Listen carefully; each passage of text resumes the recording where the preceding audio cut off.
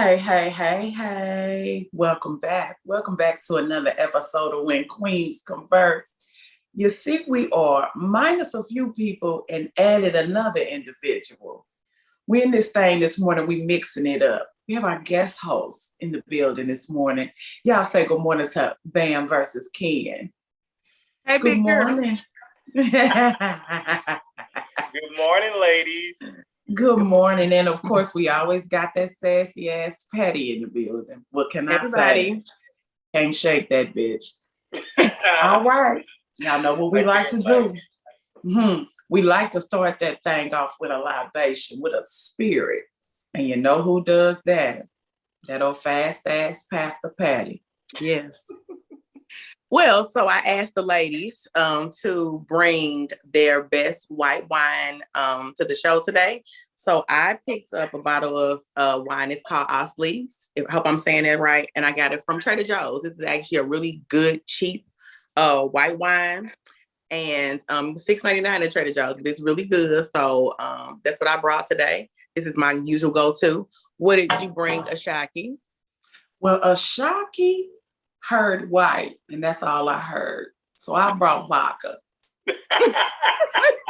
And Did not follow directions. A little vodka and orange juice this morning. And nothing wrong with that. I heard white. That's all I needed to hear. White. Okay. And Bam, what did you bring? Well, since I'm fasting and I don't want to break my fast, I'm going to be drinking water. But to be in the spirit of what we're doing, I'm going to have it in a wine glass. So, well, let's toast to a good show today. I love a good wine glass, honey. Let's toast to a good show. Fancy wine glass. Ooh, all right. Fancy, honey. Right.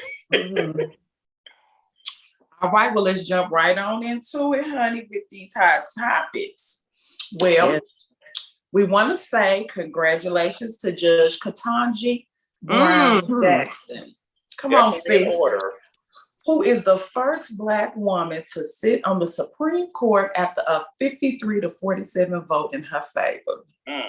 So a round of applause to Judge Ketanji Jackson, sis. We love to see it. Yes. We are definitely here for that. It's crazy. You think, clearly we've been over here for over 400 years. We getting a little clout, getting a little notoriety. And to think that this is our first Black woman, of course, we had Thurgood Marshall and some other Black men, but first Black woman to sit on the Supreme Court. And honey, they was trying to give sis a go. Yes, they was. The business. Honey, I watched it and it was so funny because some pieces I watched and it was just clips where they had all these positive things to say and then they would say, my vote is no. Yep. Like, because they just can't stand seeing a Black woman. They don't sit right with them. You're doing too much now. You have a Black woman sitting at the highest court. It's a boys' club. It is a boys' club. Like a lot of things. It's a white boys' club. Yeah, it's a white man. Yeah, because it's only a few Black men. But yeah, it's crazy. So, but congratulations to her. That's definitely a supreme honor for Supreme Court. It is. All right, y'all. We don't got 10 years. Ooh, child.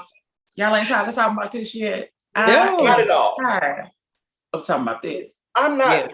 Yes. I don't understand what the 10-year, suspension is for, because didn't he get his subscription or whatever, so which inhibits him from attending, voting, or being nominated.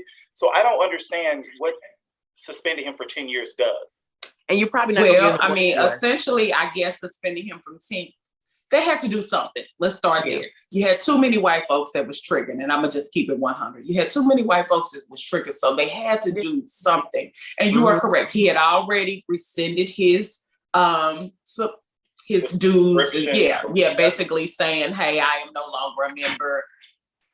So, but I guess the reality of it is that at some point he probably could have come back and said, "Okay." Maybe 2 years down the line to say, hey, I do want to be a member again. That's true. But even in him being a member, they're basically saying you can't come to any award shows. You are basically suspended, banned was the term that they used for 10 years. Listen, we can't care. And I'm going to see whatever the hell we'll have. let's be real. I'm going to see whatever we'll do. People get slapped in the hood all the time. I'm not offended. I ain't triggered. I can't care. If he come out, I already told y'all they doing something with him and Michael B. Jordan. Sis will be there in the third row, lusting. Okay. Well, I don't. So with the 10 years, that's only for the Oscars, right? That has nothing to do with the Emmys. No. Okay. But this is what I do. So I don't agree with the 10 years. I do agree maybe something could have happened. I mean, I'm guessing since y'all have to make a point, I guess. I don't know what could have happened since this has never happened before and they have to do something. I still feel like 10 years is a bit excessive for you slapping a man. Clearly, we all know that this man is going through something and I'm not giving him a pass either. But 10 years, like, yeah. It does seem excessive. That's very excessive to me. But you know, whatever. I mean, he wasn't going to get the damn award, like I said in the first. He's not going to get nothing else. So it doesn't make a difference to me. Well, here's the reality of it. For me, I feel like we, as Black actors, I'm not an actor. Sometimes I act, but nonetheless, we put too much stock into those. Again, it's like I say, we feel like if it's white, it's right. And that bothers me. I want you to give the Oscars the same clout that you give NAACP awards, because those are your people. We the ones that Fresh Prince of Bel-Air, you know they wasn't watching no Fresh Prince of Bel-Air. We watched that. So, that's all I'm saying. Fuck the Oscars is how I feel about it. I'm not a huge fan of watching the Oscars, and that kind of stuff. I've never been, and I'm a award show watcher to a certain degree, but I've never sat really and watched the Oscars. However, I do feel that his behavior that night was really uncalled for. I think it was uncalled for, and I think what bothered me most about it, because I was looking at it from a different perspective, I think what bothered me most about it was the fact that it was a Black man hitting another Black man. And I feel that Will would have been treated very differently had he hit a white man. I really do. I feel that. Well, baby, if he had hit a white man, he wasn't coming back to the Oscars indefinitely. Ever. Yeah. But that's my point. I think looking at this from that lens, you have to see that it's okay for him to hit Chris Rock and embarrass Chris Rock and do all that to Chris Rock, but he's not going to do that to Tom Hanks. He's not going to do that to Brad Pitt. He's not. Well, they wouldn't have made that comment. They're not crazy enough. They don't have enough. They ain't bold enough to make that comment. But let me say this. Chris Rock, embarrassed or not, is taking this situation all the way to the bank. His comedy shows have sold out. His ticket prices have tripled. And he went and said the other day, he's not talking till he get paid. Yeah, he did. Did that? Yes, he did. Yes. Yes, he did. Smart man. Because it's all a business. It's all a business. Hello. I mean, my coins. Hello. And Will Smith, and Will Smith memoir rose back to number 1 on the bestsellers list. I bet it did. Did you read it, by the way? Because now they want to hear what he got to say. I have his book. I haven't finished it yet. I had his book. And from what I've read, it's really good. It's really good. It definitely sheds some light on who you think he is versus how he grew up. Because, his father was an alcoholic and was abusive. And, it's and he talks about that trauma and that upbringing and, his ideal of this perfect family. Will wanted marriage, a whole bunch of kids, and Jada came from a different background. So, it's interesting. It's interesting. Patrice, if you want to get a snapshot of what the overall book is like, you should go online on YouTube and watch his YouTube videos. I think he did about eight series video. When he was kind of like going through the process of writing it, and he was losing weight at that time. Because you remember? I remember that. Yeah, and he was doing the process of writing the book, and he was going through the process of writing the book and losing the weight. And it was just through each chapter, he was meeting with his team. And what I liked that Will did, Will would, he called everybody in the room that he was mentioning in the book and allowed them to read their chapters and basically approve or deny, the content. But it was and he gave an insight into what each chapter was about and how he got there and, the evolution to get there. So it's it's really good. It almost feels like you read the book when you watch it. Mm-hmm. It's really good. Well, one thing I will say about him is clearly he's going through something. So I did hear, and I don't know if this is correct, so don't quote me on this, but I did hear that he may have checked himself into some type of mental thing. Listen, I don't know what made him snap out on that stage, but the action has been done. Okay.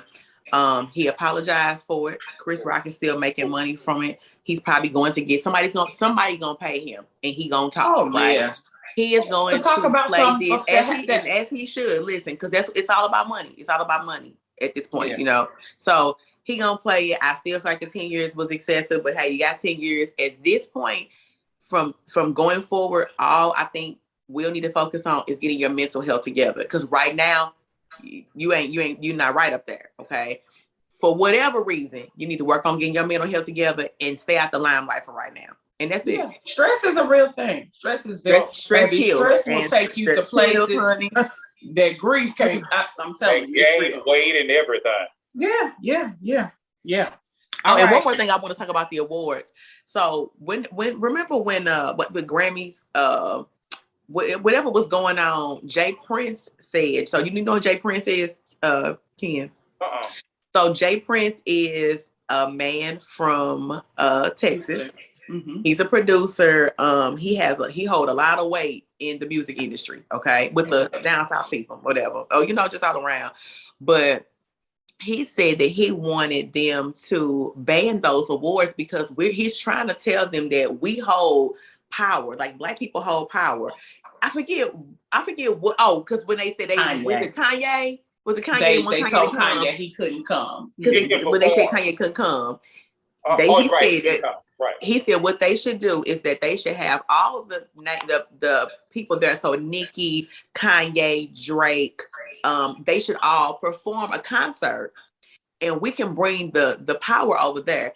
And so I feel like sometimes with us, why don't we don't want to do that? And go back to kind of your point today when you said the white is right thing. Y'all want these white people to approve y'all so bad when we giving y'all, we giving you another stage to have your stuff at, okay, to be recognized. Bring the money over here and the power and the numbers over here to the NAACP and the BET Awards that y'all never show up at. You don't give that much clout, but you giving the Oscars so much power. And look how they turned their ass on you. And the Grammys. Look how them white people did you. Yeah.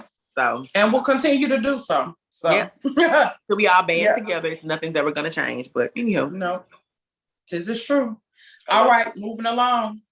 So it is with great sadness that we share that the Pittsburgh Steelers quarterback, Dwayne Haskins, was killed as he was struck by a vehicle. He was 24 years old. Jesus Christ. Yeah, we want to extend our condolences to his family. I want to say that I heard it was a dump truck. It's crazy. I don't really know all the details surrounding it because, like, how are you like he was walking? So were you purposely hit or I don't know. It just sounds very strange to be struck by a car. I don't know what time of the morning it was. I don't know. I definitely need to get some more details in regards to that. They haven't really released anything. It just happened. So, well, yeah, it sounds like a lot of loose ends. Yeah. So we definitely want to extend our condolences to his family and friends and to the whole Pittsburgh Steelers organization. That's definitely got to be a great loss. Yes, it is. And if any of those players need a shoulder to cry on, I'm always here. Strong shoulder too. Come on, shoulders. Come on, strong shoulder. All right. Well, if y'all care, J-Lo and Ben Affleck have gotten engaged again. I can't care. Oh, you can't care. Well, can't nobody care. You can't care either. Weren't they engaged the first time? Jenny from the block. Yes. Wait a minute, they were engaged in 2002, and they called that wedding off. And they had a movie together that did horribly. Yes. Gigli, I believe it was called. Yes, it was. Oh, it was trash. I forgot all about that movie. And maybe that put a little stress on their relationship. Plus, I heard that Ben used to have a drinking problem. Oh, and he liked that powder. Okay, well, that'll do it. That'll do it. We got somebody else that's got their ear to the streets this time. Hello. Well, something else that you can't care about. Tekashi 6ix9ine is back. He said he's coming back. He is back. He apparently took a break from social media. I didn't know. I didn't care. And 2 days ago, he posted a status saying, I left and took a break. I didn't say a word to no one. Mm-hmm. I didn't need to explain. I just did it. I woke up and now I want to take over again. Now get out of my way. The king of New York is back. Yes. Confidence. With confidence. Listen, I'm not advocating any type of violence. Okay? I'm not going to advocate no violence. But this man is a well-documented snitch. Y'all talk all that stuff on y'all records. Mm. This man has been out. Ain't nobody even beat him up. No. And you know what? Y'all ain't touched the boy. I mean, ain't even spit in his direction. Nope. But it was all this conversation about him being canceled and him being God and him. Mm-hmm.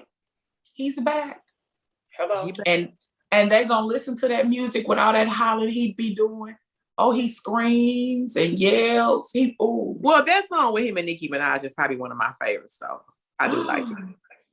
Listen, that's a good little workout song at the gym. I can't. It'd be a lot of yelling.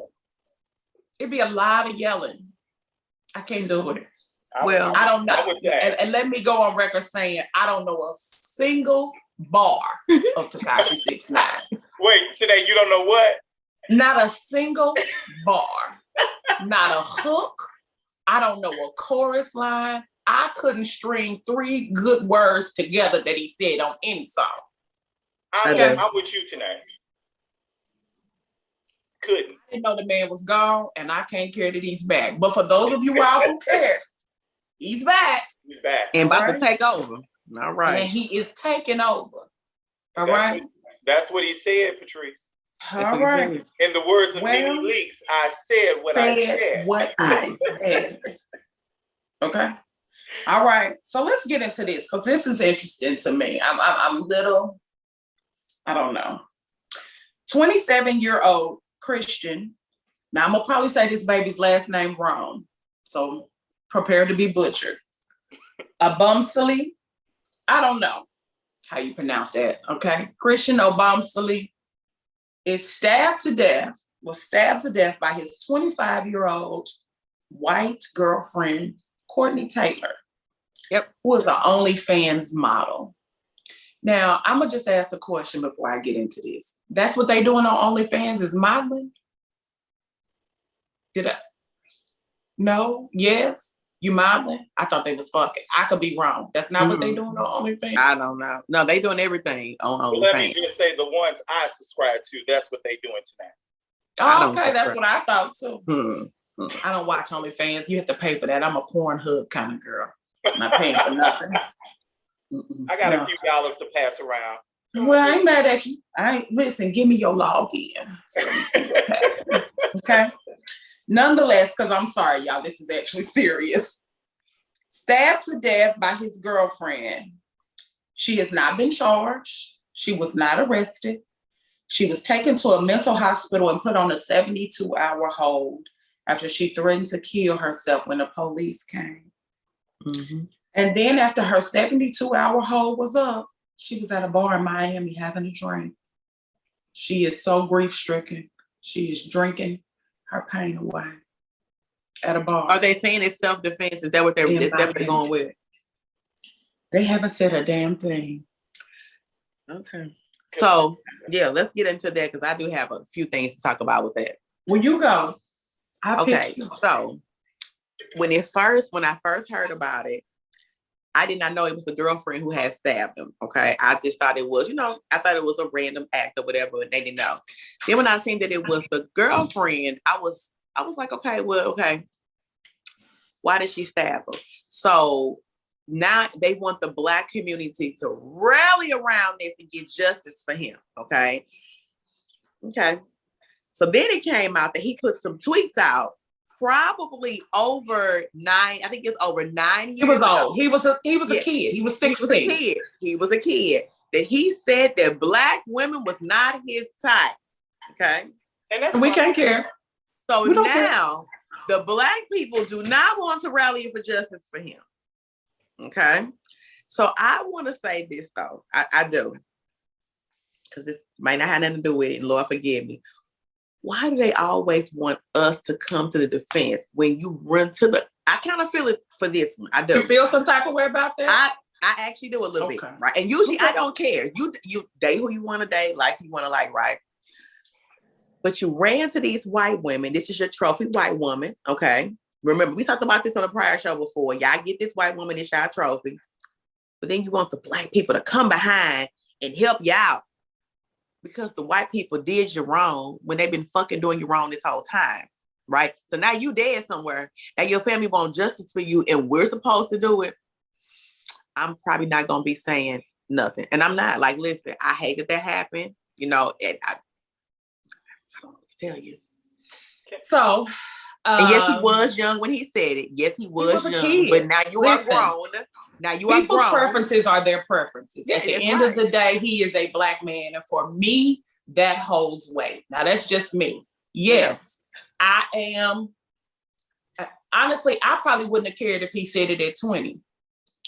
He was 16 when he said it. Nonetheless, here's the reality of it. If this white woman killed this Black man and nothing happens and it was not in self-defense, I got an issue. I got an issue. I don't give a fuck if all he ever fucked was Caucasians. I don't give a damn if the man liked cats and dogs. At the end of the day, if this white woman killed this Black man, gets away with it, and it was not self-defense, I got a problem with it. I have a problem with that. Now, you about to prepare to have a problem because nothing's gonna happen. Because it does not seem like anything is gonna happen. Ain't gonna happen. And that is some bullshit. That is some bullshit. Add this to the stack of other cases and things that we are still fighting. Nothing ain't gonna happen. We are having this conversation based upon not knowing the facts, right? So let me just say that, and let me be clear on that. I am sick of white women's tears. I'm sick of them. I'm sick of white women's tears. I'm sick of them being so triggered and so afraid. She was on a TV show where she talked about and in the same reference, just like you said, he only dates white women. She only dates rich Black men, is what she said on her show when she was on some type of TV show. She only dates rich Black men. Now, of course, his people are speaking out and saying they've always had kind of a semi-toxic relationship. People have said they've never seen him put his hands on her, but they've seen her put her hands on him. Neighbors are saying they always fussing and fighting. The police is getting caught over there on a regular basis. Okay? So it could really be a matter of just a domestic dispute that just went too fucking far this time. Yeah. But again, if he had stabbed her white ass and said that it was in self-defense. Oh, honey, he be under the jail cell. No phone call. And I had to get close up to say that. So I can't care about her white tears. Yeah. I can't care about her saying she was going to commit suicide. Baby, you should have did it when you killed him. Sorry, but not sorry. Like, that shit gets me, that don't go nowhere with me. That don't go nowhere with me. I think it's an act, and that's just me. I'm kind of with you, Tanae, on this one because but I can also see Patrice's perspective on this because I think by the time we're all 16, we just know what our preferences are. First of all, I think you know what your preferences are sexually, whether you want a man or a woman. I think by the time you're 16, you know whether you like cocky men, tall girls, you just know what your type is. Now, I don't think that's a reason to disown him. Now, I think if his comments were, and of course, this is me speaking from a Black man's perspective, but yes. I think if his comments were, I don't like Black women, right? I disown. And we talked about that before. preference versus being negative in regards to having derogatory things to say about the other sex. I don't care about you liking white women, but I don't want to hear you saying that black women is nasty and black women. I don't care about you liking white women. Yeah. Right. That's just his preference. That's why when you were saying that, I was like, okay, that's his preference. Now, if you said, I don't got no respect for black women, now you can't come back somehow you want us to rally for you. Now we got there we go. Now, just because that's your preference, baby, let that be your preference. Let that be your preference. But I do also understand, because like I said, seeing it from Patrice's perspective, it's like, it happens, and Patrice is early 30s. So you got, in a rough, and that's okay. In a rough 30 years. but you got, she had seen it probably one too many times where, here they jump into the other side of the bandwagon, and then all this shit start happening, and you want to run home to mama. For comfort. I agree. Now that I agree with to a certain extent, but I am always, listen, that's just me. I'm gonna always rally around us. Yeah. Because for me, we are first. Now, I rally around injustice. No, fuck no, because they're not gonna rally around us. We got to rally around us. I agree. I rally for injustice. Injustice is injustice. Now, had she killed a white man and she was wrong, she was wrong. Right. But he wasn't white. He was black. She stabbed his black behind. Okay. And she having a cocktail 3 days later. And she having a cocktail right after she was suicidal. And where was this at? Where did this happen at? Was it Miami. Florida? Miami. Yeah, I know it. Mm-hmm. Yeah, Florida, of course. Yeah.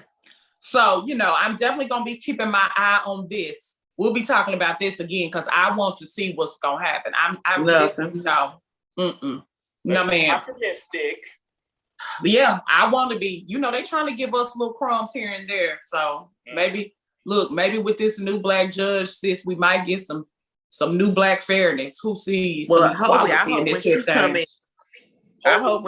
in, it's not no drama with that. Because, it's, I feel like too with us, we think because a black person gets on that things are going to change just like that. And it's not.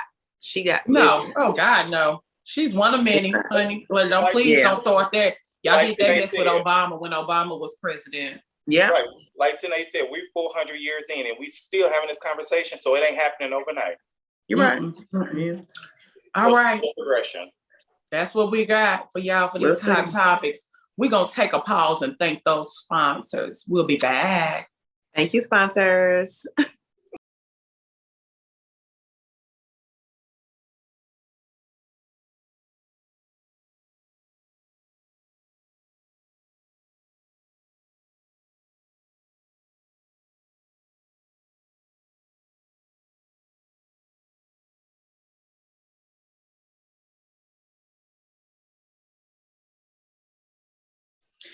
Hey, we back with another episode of When Queens Converse. And on this segment of Black in America, we are going to talk about hyper independence in relationships.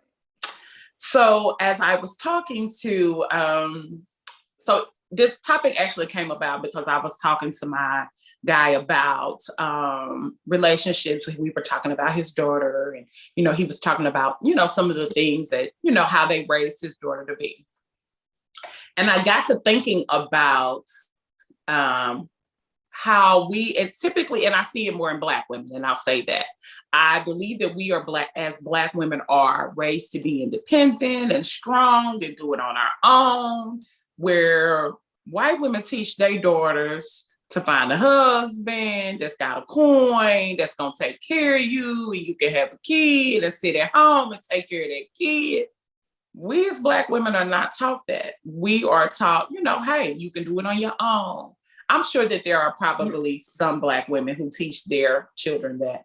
But for me, I was raised by a single Black woman, and I watched my mother do it all. I watched my mother mow the grass. I watched my mama take the trash out. I watched my mama, take care of house and home. She paid the bills. When I got old enough, she had my Black ass out there mowing that grass, okay?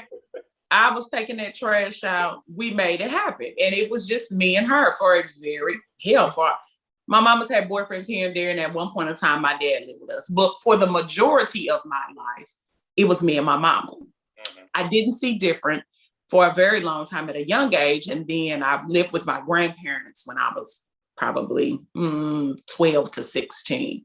And so I saw something different at that time. My grandfather and my grandmother, who were very old, they weren't old, but they were traditional. Their traditional relationship, my grandfather took care of the things outside of the house. My grandmother took care of the things inside of the house. My grandfather paid the majority of the bills, that type of relationship. So I saw it from both sides. I think I tended to gravitate towards how my mother was. I mean, here I am. I'm barely 40, child. I got 2 kids. I've done it on my own most of the time. No disrespect to either of their fathers, but for the most part, I've done it on my own. I've been in relationships, but even in relationships, I realize that I have a hard time giving up the control or submitting or, trusting an individual when they say, I got it. Mm-hmm. Right? So I wonder if that comes from being raised by, a single Black mother. Did that teach me my hyper independence? And, has it hindered me in some sort as I go forward? Aisha Tyree is missing right now, but of course she always fusses at me about, when people offer to do things for me, I'm always like, I got it. Sometimes my brother will be like, girl, you don't owe me nothing. What you mean? I'm sending you money. Cause I don't know. It's just that independence that I guess I've gotten and have grown into over all these years that makes it really hard for me to accept somebody else doing something for me or to even trust that they're going to take care of it. Mm-hmm. So that is now, of course, Patty, I know that you definitely grew up in a different situation, but do you feel like you're hyper independent? So, and it's so funny because my mom is here and I'm about to have this conversation. So I was raised in a 2-parent household, for the most part. My mother and father both worked, but my mother was very independent and has always been very independent. So I think that's definitely where I got it from. And that's how both of my parents raised me, right? I see my dad get up and go to work every day. My mama get up and work every day. My mama has always worked multiple jobs. But they raised me to be independent, and it's still, even though I was raised in a 2-parent household, watching both of my parents, I guess I don't really know if that's like how I wanted to raise my kids. I'm not gonna say that like in the family environment. I'm not saying that's, I guess that is a goal, but I am very independent, and I know that even because of how I was raised, that is why I don't give up the control in my relationships. Now, I'm willing to submit. I'm willing to let a man lead and come in, but a man, no matter who has been, they have not shown me that they can do it. They have not shown me. And I think for me, I work too hard. Like, we all do. We work hard for what we have. Everything I have is mine. I have my own home. I have my own car. All this is mine, right? I can't afford for a man to come in here and give me some half-ass promises about what he's going to do, or what he can do, and he's not going to do it, right? So I feel like I just always do it because it's how I've always done. I have also mowed my grass and, taking care of that and I'm not saying, listen, I have had a man to come in here and say, oh, well, I'm going to take care, I'm going to do this, and he don't do it. So for me, because I want to get it done, I just go ahead and I do it, okay? Right.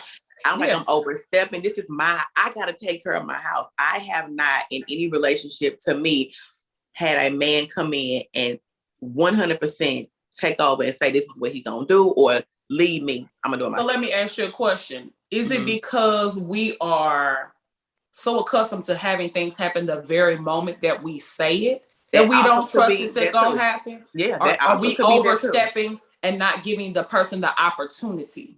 Mm-hmm. Absolutely. I'm glad you actually said that tonight, because I was sitting here listening purposely because I wanted to pose the question: because I think we're talking about two different things.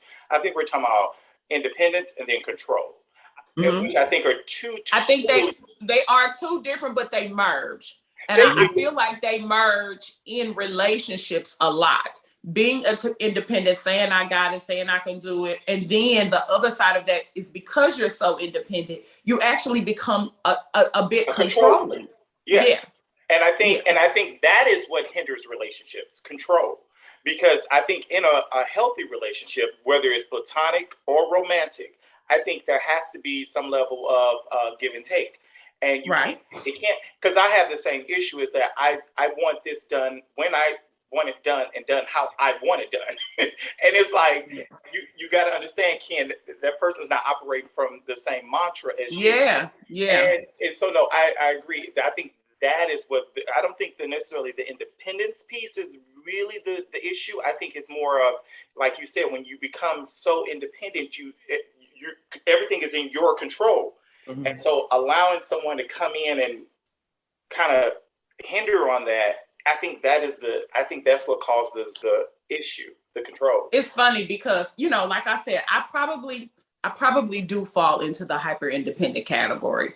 I've always done it my way. I'm not good at allowing, I'm learning, right? I'm learning because as I've gotten older, I realized that, some people really are genuine and they really do want the best for you. And they really are putting your life for a reason to help you grow, to motivate you, to support you, to blah, blah, blah, right? Mm-hmm. And so I am trying to be more cognizant and more aware of that. But it's hard. Like even in my mental, like I constantly will say, oh, I need this done. And then he may say, okay. And then in my mind, I'm like, so, okay, now? Okay, tomorrow, like, now, because I am like that, I will say this. Typically, he will say, I'm going to do such and such on whatever day, right? And he does it. I'll give him that. He definitely does it. But I am always in the background of my mind going, I could just probably call and get somebody else to do this. Because am I going to sit up here and wait? Or I can do this, whatever the case may be. Because listen, do you think I will drag some shit from one room to another, take 10 breaks, before I wait on somebody to come help me do something. I do think that hinders us. Do you think that has something to do with do you think that has something to do with learning to trust? Because I think once you get to know a person and you build that trust and you've known them for a certain amount of time, you start to eventually know how they will do what they say they're gonna do and how they move. Like exactly. You might not move when like, hey, the trash needs to be taken out. Well, see, I come from, hey, the trash needs to be taken out, and I got kids at home. So damn it, when I say, hey, the trash needs to be taken out, it's gone somebody out. Better rise up the moment that I say it and start walking towards that trash. Right? Hello. Right. That's not the same in a relationship. If a person acknowledges, okay, in a relationship, I gotta be like,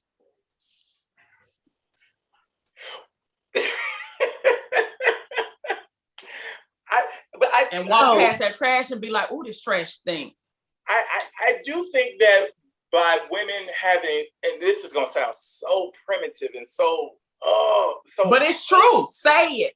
It is so true. Ancient. But I think by women having so much, for essentially as much clout as men nowadays, I think that has kind of hindered them in terms of building their relationship and trusting their man, because it's like, I got the resources to get it done.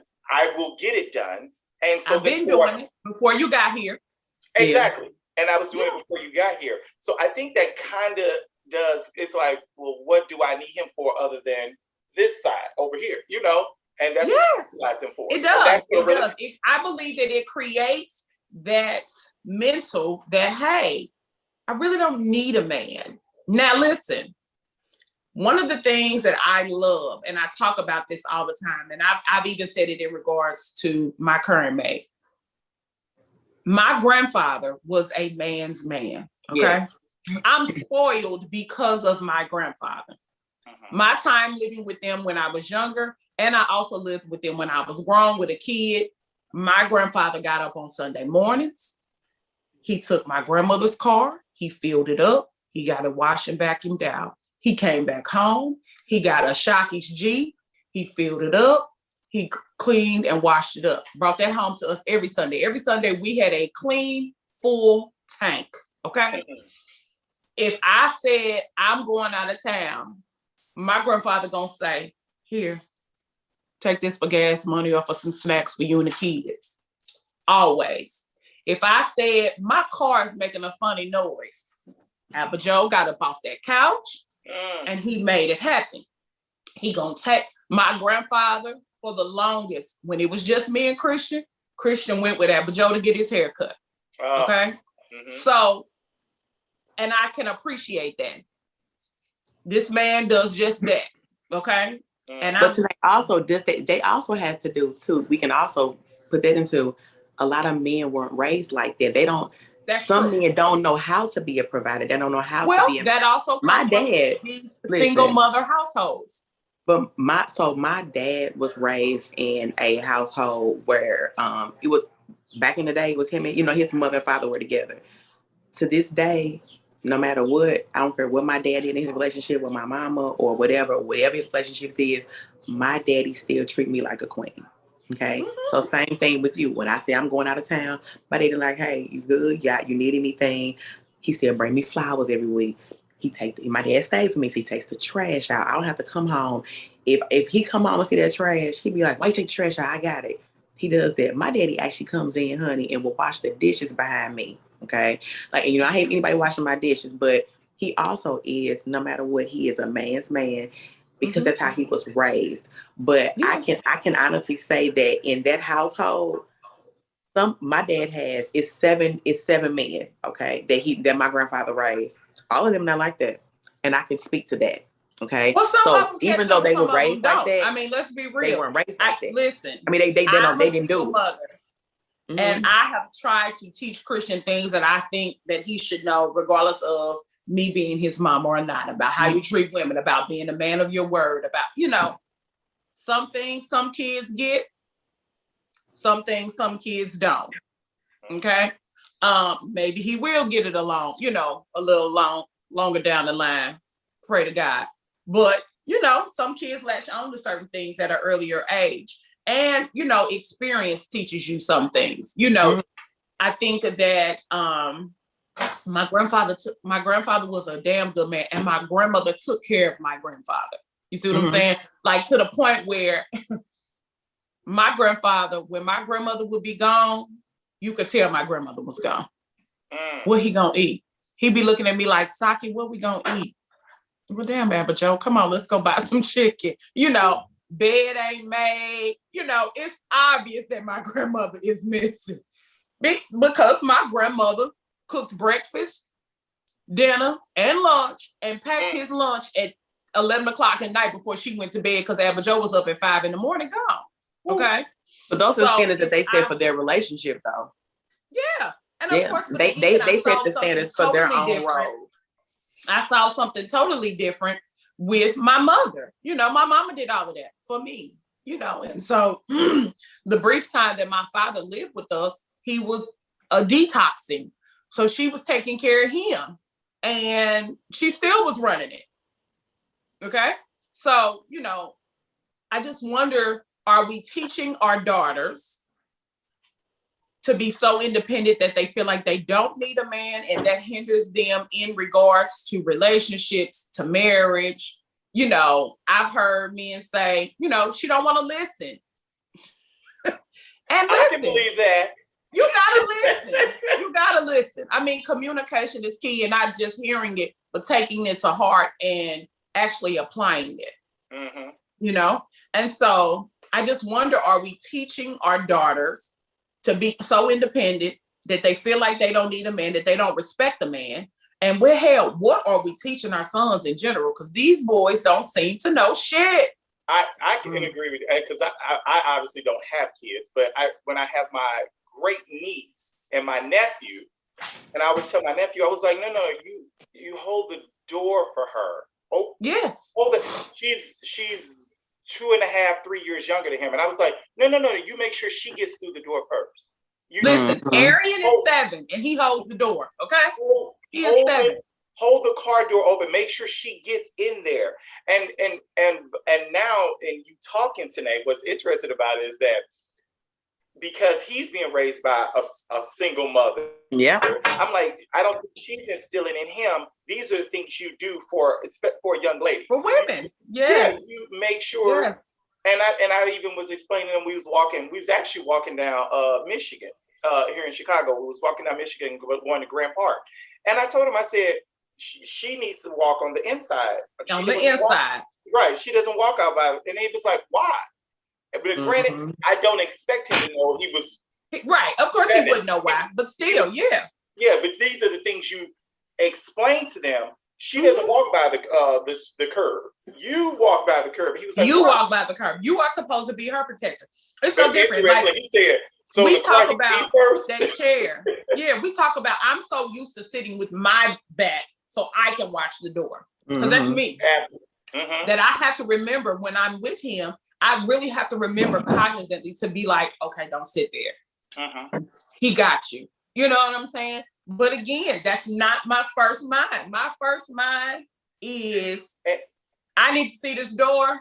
Okay. You know, he opens my door, but a lot of times when we pull out or if we park, I'm opening my door. I don't typically wait for him to come around. Now, that doesn't bother me. And I don't know if it bothers him. He ain't never said nothing, but he gonna open my door. Like if we walk to this car, he gonna open my door. Now, when we park, I get out. When we go in places, he opens my door. But that's the same thing that I have instilled in my children. Absolutely. I tell Christian, hey, he be with I've seen him with his little girlfriend before. And, you know, he knows to walk on the inside, but I'll notice like he's like several steps ahead of her. I'm like, hey, why are you so far away? If something go on, who got her? Right. So far away. You know, I ain't saying you got to hold her hand, but you need to be at least within arm's reach, you know? So I just think, I just wonder, like, are we teaching our young women to be so hyper independent that they don't even know how to deal with a man that is a man's man? Because I've heard little girls be like, he trying to open my door. I can open my own door. Girl, shut up and sit down and let somebody do something for you. Like, that's what you need to be telling yourself. Yeah. So I just wonder, you know, what are we teaching our generations? And I think I think it's one thing to be independent, of course, because everybody, when a woman can make the money, she can make the money, she can buy the groceries, she can make it, cook them too. She can do all that. She can write the checkbook, write in her checkbook for the mortgage and everything. She can do all that. Right. But I think everyone, not even just every woman, but everyone wants to feel loved and protected, you know, and desired and valued. Yeah. And I think we also have to trust. Part of that is trust. Being loved and protected and trusting that this individual got you. Absolutely. Right. And how many times by the time you get to our age, we thought someone we trusted them and we thought you end up trusting a representative and then the real person comes through. Absolutely. And so then by the time you get to our age, you're a little skeptical. You are looking at things through rose-colored glasses. We jaded. You tend to be, and I admit to that wholeheartedly.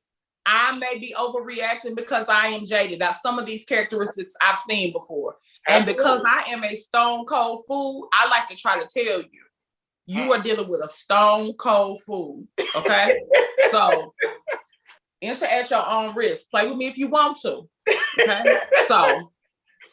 No, I totally get it. But I think we should, in my opinion, I think we should continue to motivate our women, or little girls, I should say, to be extremely independent, because I do feel that that's the way the world is evolving. Unfortunately, we're not in the day and age of the June cleavers, and you know those. Unfortunately, long are gone are those days. I am okay with being a June cleaver, honey, to a certain extent. And you know, granted, there are going to be those. You're not. No, ma'am. I will leave this post office today and do When Queens Converse, Unapologetically Natural, and the Ideal Experience. Boom. Done. I don't give a damn if it don't bring in but $250 a week. You hear me? That's the thing, but you still working. June Cleaver didn't work. Oh, yeah. Now I'm going to do something. hey, June Cleaver worked. Sis took care of them kids. They was bad. And she cleaned that house. Now, I'm not no housekeeper. I won't do that. No, I'm not going to do that. Patrice, you want to work? Yeah, absolutely. Yes, okay. I want to work. I mean, listen, I want to have my own. So I don't want no man taking care of me. Listen. So let me rephrase that. Let me rephrase that. I want him to do his part. I want him to do what he's supposed to do. But I still want to have my own. I want my own money. Okay. We can have our money, but I still need to have my own money. Because what if that man get up and leave me? Then what I'm gonna have? I don't think anything is wrong with having your own money. By no means. I still want to do Win Queens Converse, unapologetically natural, and the ideal experience. So I do want to have some sort of income coming in, but I don't have to be the breadwinner. Me either. And oftentimes you can have this big piece of chicken.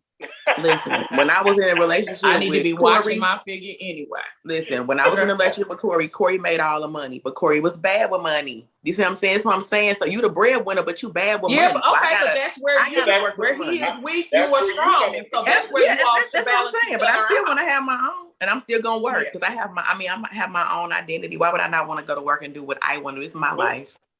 Well, I got to ask you, Patrice, are you really solving the issue or are you pacifying the issue? Because what you mean? If Corey was making most of the money and then and you going to get another job, are you really fixing the issue? Oh, I didn't say I was going to get another job. No. I didn't say that. We gonna work with what you got.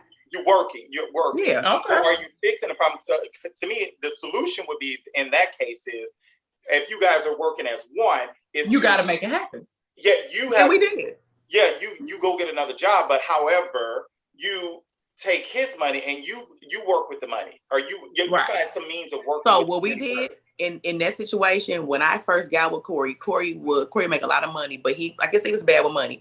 So he splurged, wasn't saving. He a man. He was doing what he did. But when we got together, I remember we talked about it. I remember Corey was the first man I never forget. I was like, Corey, give me your check. Do you trust me with your check? He said, I'm going to give you my whole check. I said, I'm going to give you an allowance out your check and let me help you pay your bills. And that worked for us for a very long time, right? To help him because he was like, some people just get their check and they want to go shopping or they want to go out to the bar, have a couple of drinks. I get my check. Listen, I ain't mad because sis will buy a plane ticket anywhere. That's true. That's what you do with your you also said you have a travel fund. You got a travel fund, right? I have a travel fund. But that's your thing. So that's what you saving your money for. I might save my money for the grocery store because you know how I feel about that, right? You ain't going to the grocery store like me spending your money. No, ma'am. But I am. Look, and you ain't hopping flights like me. And there you go. We all got our own thing. But back to Corey, honestly, I helped him and it worked for us. So, but I did not have to go get another job. I'm not saying that. That's not what I'm saying. Oh, I'm sorry. And I said that incorrect. I mean, you working. Just as an example. Mm-hmm. Yeah. And everything. One girl had told me, and I thought this was an interesting way. She said what her and her husband do is they take both of their checks. They have three accounts. They have her personal account, his personal account, then they have their home account. And they both have, I forget the percentage, but I'll just say now, she said they have 75% of their check going into the house account. And that's what they utilize to pay their car notes, their mortgages, their everything related to the house or the kids. She said, and the other 25% is theirs. She said, I don't ask you what you do with your 25%. That's your money. But 75% of the month that you going to work, it has to go into this home account where it takes care of our lives with our children and everything. So I thought that was an interesting way where it still gives you that. Yeah, I mean, listen, you do what's best for you in regards to that. Like, I've heard people say 50-50. I say that's a roommate, that's a shocky. I grew up differently. I'm like, I heard people say, 50%. Your 50% and my 50% are two different things. It just depends. But I truly believe that folks need to sit down and discuss what works best for them. Stop letting everybody else guide you. You create your, and I just said this yesterday, we create our own normal. What we say is what, works for us. We can't be concerned about what society says, what the status quo is. We create our own normal. There you go. So, but all right, that's what we got on that. We're going to go ahead and thank these sponsors and we'll be back. Thank you, sponsors.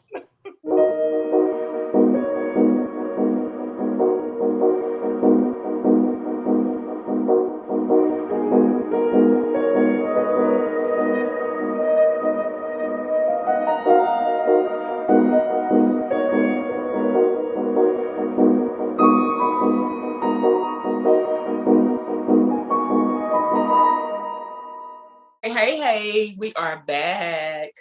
And now we are doing love and happiness. And I want to talk girl code. Come on, girl code. Come on, girl code. Yes, so girl code. I'm sure you know they have man code and all of that shit. Tina's one of the girls. She's girl code. And in girl code, you know, there are certain do's and don'ts. How do we feel about girl code and some of the older rules that apply? And are there some things that we need to just let go, like, girl, get over it? Or does girl code still apply? Like, is there still that certain type of loyalty to your girls? Or do we need to kind of just let that go? Like, you know, for instance, I'm not going to date your man or your ex-man, or, you know, does that extend? Is there a time limit on that? Can I date your boyfriend from high school or from elementary? Is you gonna feel some type of way, sis? You know, like, hey, once we friends, the shit that I tell you, even if we stop being friends, is it still safe in your brain? Mm-hmm. Or do I got to worry about you running me under the bus, dragging my name through the mud because you are privy to some things that, you know, others may not be because we was girls. So how do we feel about this day and age of girl code? Booker? Oh, honey, I think it's first of all, I think it depends on the friend. Okay. So that also is going to go into who you define as your friend and who you don't. And I think that as you grow and you get older, you know, you have 1,000 friends when you're younger. Okay. And that was me. I had 1 million friends. Everybody, oh, this is my friend. Now as I got older, then people are dropping off, and I can define more what a friend is to me. So at this age, I'm going to say, I know who my friends are. I have a handful of them, my real friends, and I have a handful of people who I'm going to tell my business to. I do feel like girl code still applies. So even if I had a person that I was dealing with a long time ago, that has always been off limits to me, a dating your man type of situation. I don't want, first of all, me and my friends all have a different what am I trying to say? Type of man, sorry. So I ain't doing it. Yeah, but I don't want any of my friends' men. It's like none of them. Like I've never been interested in them, and it just ain't something I want. So there are people who I am cool with though, that I still wouldn't even date man. Yeah, I'm like, something about that don't sit well with me. You know what I'm saying? And it's some people you always gonna fuck behind somebody, right? So it doesn't make a difference. But there are some people I'm like, these people are off limits to me. Okay. Right. Just because I have respect for them, but that's me and what I have respected in people. As far as secrets, I'm not gonna lie. I wasn't always the best secret keeper. I'm not gonna lie. I wasn't. But as I've gotten older, I'm not. I mean, you young, you talk, tell your business. Like I'm not, that I just wasn't. But listen, here's the reality. I think that when it comes to secrets, if I tell you, I almost know that there are certain, unless I just explicitly say, listen to me, don't say nothing. I need you to keep this in the motherfucking vault, bitch. I think it's going to always be like, oh, you'll probably discuss it with a Stephanie, or you might discuss it with a Ken. And I'm okay with that. You know, I tell people all the time, baby, if you don't want Muffy to know, tell me that you don't want Muffy to know. Yeah. Because I tell Muffy every goddamn thing. You hear me? And right behind her is Akua. Okay? So you have to explicitly say, don't tell them bitches. Oh, okay. But I do feel like so for certain things, I think if you don't want your business told, you just keep your fucking mouth shut. Because it's almost indefinitely, I don't care which friend I'm dealing with. If I tell Ken something, I know Mark is going to know. Or maybe not Mark, one of Ken's friends in Chicago. I mean, they talk. Maybe you might tell him. If I tell Stephanie, I'm almost for sure her business partner's going to know. Or her friend up there is going to know. I don't care. You know what I'm saying? At this point, I don't care. Because if I don't want anybody to know, best friend or not, you don't say it. Okay. Right. Yeah. Okay. But I also know too, out of respect for the people who I'm telling, I know that if I do tell Ken my business and he go tell Joe, that Ken trust Joe not to say nothing. And then Joe don't know me, it's going to stop there. You know what I'm saying? We're not kids. No right. More. It's right. Yeah. Now saying that's the thing. Of course, if I tell Muffy and Akua, It ain't going no further than Muffy and Nakua. Yeah, I mean, so Muffy ain't gonna remember come tomorrow, and Nakua don't have no goddamn friends. So I think we all gonna talk about it anyway. I think it's a lot of factors that go into it. I think one, it depends on your relationship with the person. Yeah. Second, what they're sharing with you, and thirdly, there's something. Even when y'all talking, there's somebody that we all three of us know, and that she told me easily almost 20 years ago. And I've never said a word, never, ever said a word. I'm going to be 100% honest. I have said something, but I never said it was her. I was like, oh, this person has this going on, blah, blah, blah. And I used it as a scenario because we were talking about some stuff. But she never said, don't share it, Ken. She never said it. But I just said, I literally, and this is just me, I always put myself in that perspective. If that were me, really what I want other people to know. And now I've gotten older, I have become a lot more secretive than I was when I was younger. I used to put everything on Facebook. Now Facebook gets literally... Bitch, and I don't put shit on there. There you go. Facebook gets what I want it to have. It does not get what's going on in my world. Honestly, it does not. And so, but I always put myself in that situation where what I want people to know, because my thing is that someone told this to me a while ago. They said, Ken, if you want something to stay a secret, it needs to stay between you and God. That's it. Yeah. It needs to stay between you and God. And so, and then I kind of agree with Patrice that, sometimes it's like, yeah, if I tell Patrice something, if I told Patrice something and she told Tanae, I wouldn't be bothered because I've shared it with Patrice, knowing that it ain't gonna just end with Patrice. Yeah. Share it with somebody, but she'll use the discretion of Tanae. Of who it is, right. Exactly. Right. Yeah. But it's not being told to her mailman. The mailman, let me tell you what Ken or somebody that's getting ready to get on Facebook and say, girl, I know this girl that, And we talked about her earlier, but Jennifer Lopez, one of the best things I ever heard that woman say in the interview, she said her mother told her, you have 2 ears and 1 mouth. You should listen. For a reason. Brenda also said that. Brenda said you're supposed to listen twice as much as you talk. And I promise you, I have been doing, I would say easily in my life for the past 5 years, I just sit and listen to people. Some people just go. That's so funny. My mama says that. My mama say God gave you 2 ears and 1 mouth for a reason. For a reason. You need to listen twice as much as you talk. And I'm telling you, you'll get everything you need just sitting there. But can we also, this is a little off subject too, but can we also say that we are getting older? Sometimes I just listen, I be having a lot going on, right? And sometimes I do want to call my friends. I do. Sometimes I want to call and be like, oh, Ken, this happened today. I'm upset about that. I used to I would call Ken and tell Ken everything. Ken, I got my check. I'm going to pay this bill. Oh, I'm going to pay this bill tomorrow. I'm going to go shopping here. And, I got to pay this old debt. Now it's just listen, sometimes we getting old. I'm repeating the same shit. I don't even want to talk about it. So sometimes you may not want to repeat it. You know what I'm saying? We getting old. It's I got to keep telling these same stories. Well, this nigga whooped my ass yesterday. I don't want to keep on telling these same stories over and over again. You just get tired of it. So I think that has a lot to do with it. But I will say one more thing. I do have a girl who, her and I were very close and friends. And then we stopped talking for a little while. I'm not going to lie. She is one of, I really missed our friendship, but I never repeated it about a lot. Okay. I never repeated. I really didn't care. It never was. I never got a space to repeat the conversation. Hold on.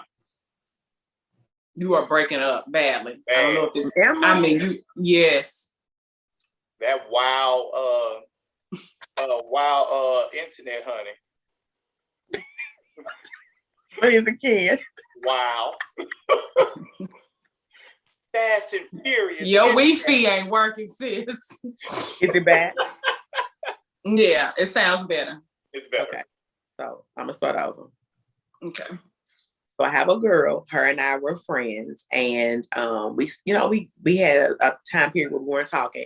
The entire time that we weren't talking, I never repeated her business. Okay. Her and I actually are back cool again. We're back cool again. Okay. But I've never repeated her business because I never cared to repeat her business. I don't care. What would be the point? You know what I'm saying? So there's definitely a girl code there in that. So yeah, I mean, I don't care. Listen, I'm not gonna say dated. I'm gonna say I dealt with, a guy in the past that some of other girls have dealt with. I had a friend not that long ago come to me and say, are you bothered by, child, please, honey, I cannot care. And I've dated, you lose the term dated, loosen, some guys that me and some of the other girls have dated. As long as you don't deal with my core people, the people that have touched my heart and my spirit in some way, shape, form, or fashion, I cannot care. The people that know me know who are off limits. They know who are off limits. And that's why I said it's so many factors to it, because it's discretion. Right. And it's like even Patrice, I won't say the person's name, but even back to high school, and you know who I'm talking about, that person. I feel like even any of your friends today shouldn't. No, and I would. I feel like it's just, to me, it's just it's tacky. It's it is a tad bit tacky. I mean, but then again, there's those other people that they're like, girl, who? I mean, literally, when she came to me and said, do we have an issue because X, Y, and Z? And I was like, no, baby, I cannot. When I tell you that ain't nowhere near on my radar. Exactly. Honey, no, I don't care about him at all. All three of us on this phone got a friend who somebody we all know. Yeah. The same thing. Yeah, we can't care. Behind her, as long as like I'm never gonna deal. There's certain people. Again, me and Patrice don't have the same type, so there's that in that. But even then, even if we did, I don't think the person from high school is bad looking, but I wouldn't talk to him. Absolutely. I wouldn't talk to him. And it just goes, for no reason. There's no reason for me to. What are we gonna talk about, Patrice? Like, no, I don't. Right. No. Because it goes and yes, our relationship. I am your gatekeeper. If you tell me something in confidence, when we fall out, I'm gonna keep it. Now, I already told my closest friends, so they already know. Yeah. But I ain't gonna blast your shit on social media, or I don't even really feel like bad mouthing you. Honestly, we went our separate ways because we went our separate ways. It is what it is. Like, I don't really feel no need to bad mouth you. I'm not. I don't deal in the same circles. I don't do that. I ain't really even all that keen as far as girl code goes, getting too close to your nigga. That ain't. Yeah. There you go. I ain't really with that. You know what I'm saying? Like, me and Muffy are extremely close. I do have her man's phone number. I use it in case of emergencies. There you go. Period. I'm the same with even like, I won't even send a friend request to you. We gotta have a discussion about that. Let's talk about that. I don't do that either. About that though. Let's talk about that. Let's go to brunch and sit down and be like, do you feel it's okay now that me and so-and-so become friends on Facebook? Yeah, I mean, you don't have to send me one because I ain't sending you shit. And I'm going to tell you, girl, you nigga sent me a friend request. When me and Aisha's do, your man sent a friend request. And you know what's so funny? He sent a friend request to the When Queens Converse page. He never sent a friend request to me personally. And I ain't never sent him one either. Oh, there you go. I'm going to say this. So when me and my ex broke up, when I didn't like it, right? I feel like now, this is a girl code for me. If I'm not following them, what do you still you let go too? Yeah. And I had to have that conversation with a few of my friends, right? Why are you still trying to keep up with what he doing? If I'm telling you I don't care, I'm not that friend. I don't want to know. So if you see my man out, please don't tell me. I don't want to know. That's interesting. But I don't. I've been said that a long time ago. I've always said that if you see my man out and you see him out fucking somebody or he doing what he doing, you don't want to know. Don't tell me. Oh, bitch, tell me. You let me see, because we different, and that's okay. Listen, and that's okay. If I find out you knew and didn't tell me. Yeah, I don't want to know. I'm good. I'll find out on my own but it's all gonna come out. Okay. So I'm gonna say this. That's ugly. I don't know. Please, that's Lord. I don't know how I would do that, honestly. Yeah, I don't want to know. Like right now, one of my friends called me the other day and she was like, "Oh, I seen your ex and your baby daddy at the Well, your bar." ex I can't care about. I'm talking about your current. Yeah, I said, I don't care. Like I don't care. Like, why are you telling me that? I don't want to keep her like you don't have give to a damn report about back what to none me of and my tell me exes are nothing. doing. But when if me and you him see my up, current man somewhere doing something he ain't got no business doing, now, speak to that nigga and tell him I see, hey. Yeah. So these are things you need to establish girl code. So we're talking about it, right? If I seen your guy, I would tell you because you want to know. Me and Mavis talked about that too. Mavis said she want to know. I will tell Mavis. I don't need y'all reporting back nothing to me. I'm with Patrice. I don't need to know. You don't want to know either. No, 9 times out of 10 you already know. I don't need to know about my ex and what they're doing. Not my ex. I don't give a shit. But I'm saying you're current. If I see your current out doing something ain't got no business doing. I'm one of those people. If one of my current, absolutely tell me. Oh yeah, okay. But yeah, tell me. But I don't agree with Patrice in terms of if you and one of my ex or y'all were friends on Facebook, y'all can remain friends. I don't care about that stuff. Now, Patrice, it's funny because Patrice did ask me about one of my exes. Should she unfollow him, unfriend him? I was like, no. I was like, Patrice, I can still be friends. I want to make. To me, I just want to. It depends, and it also depends on the breakup. Was contingent upon your relationship. It also depends on the breakup too, right?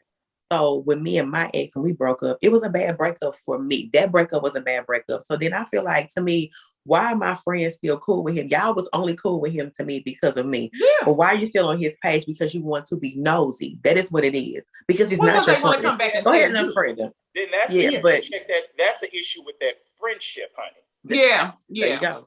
You're right. Yeah. That's not an issue with. That's the issue with the friendship because I actually just went to one of my ex's pages late last night. It was by accident, and I saw a bunch of my family and friends like a friend. I'm like, I don't care. I really don't care. I mean, I don't know if I care or not, but I'm kind of like that to a certain extent. Like, why are you still following him? Yeah, I was only friends because of me. I could see if they really had a friendship and it really wasn't based around me, but.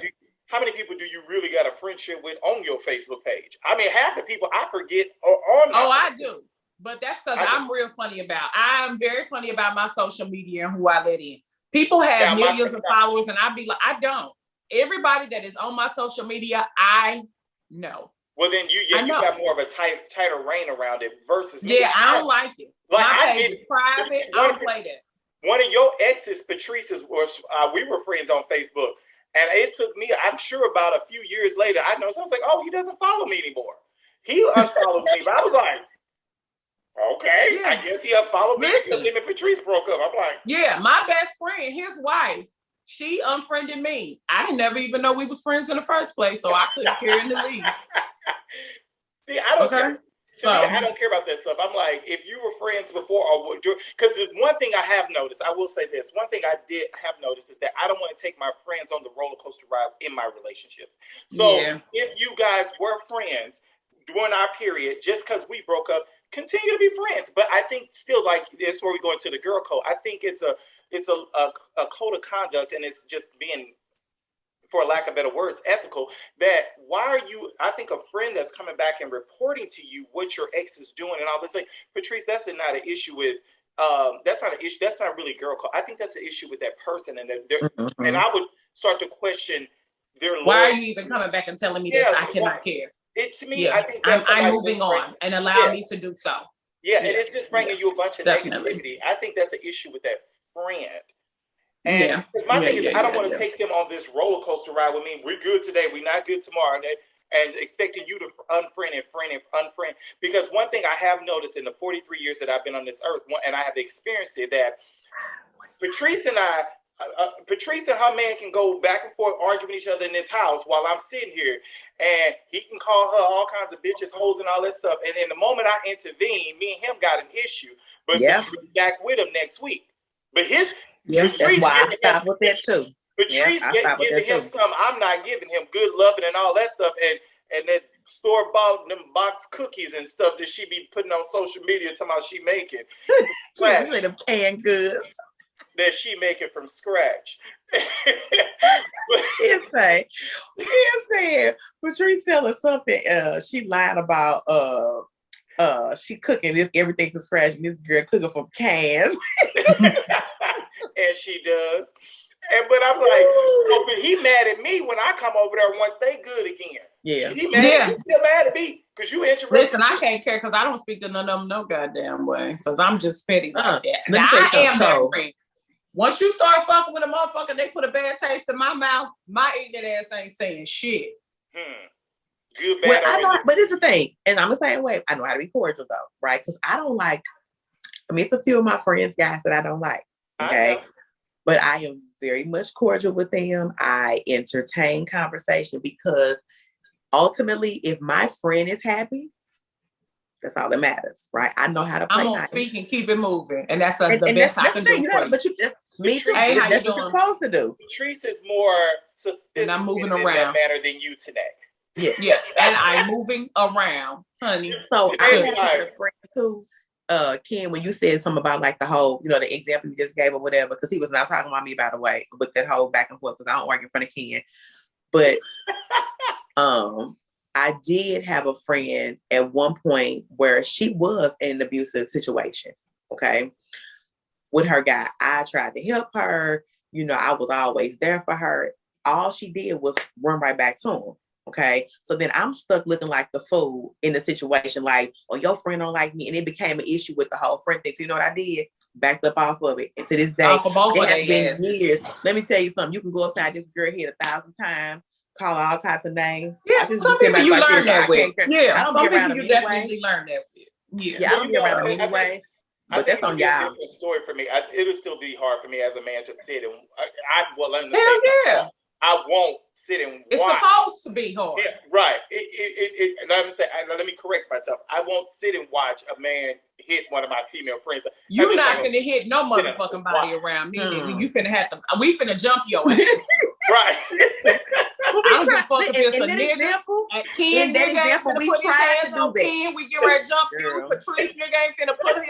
You get ready to get jumped in this motherfucker fucking with me. Right. So that's and I'll deal with her next week. If she mad, I'm gonna say, bitch, don't do that in front of me no motherfucker more, because that ain't my lot in life. Exactly. Because out of respect, and I think another man would only respect that is that he ain't go. He's just gonna know.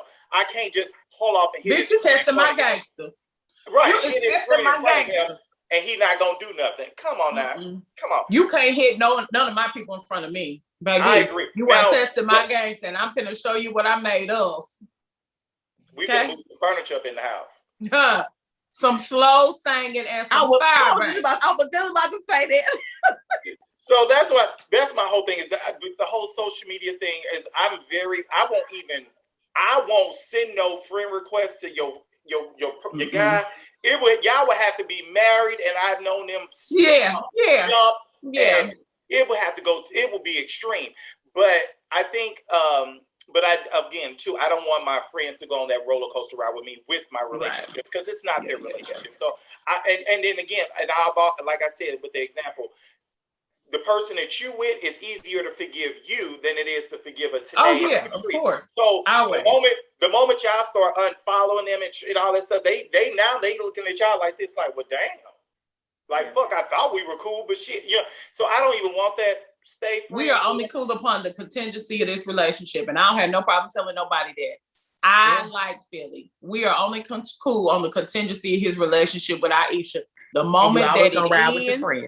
Baby, I'm gonna end it too. Period. Yeah. Because you ain't my friend. Why would they care anyway? You know what I'm saying? You ain't gonna be using me as no means to try to keep lurking and carrying on, sis. Your access is denied. Bow. No, I can agree with that. Yeah. I can agree with that. All right, well, that's where we're at on that.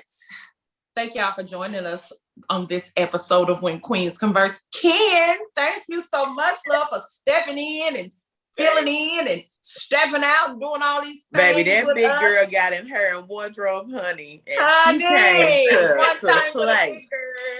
What you say? Patrice, what you say? I was at H&M. I was at hair and makeup earlier. Early, honey. Today, I told Ken to make sure he pat his, I said, pat your foundation. That's your foundation. Get that nose. You look shiny. Like me today. I'm shiny today. All right. Well, y'all know what we do. Pleasure. Thank you, guys. When Queens Converse, the crown. Put your queen crown on. but never falls. But it never falls. Y'all be blessed and have the day that you deserve. We love y'all. Bye. Bye. Bye.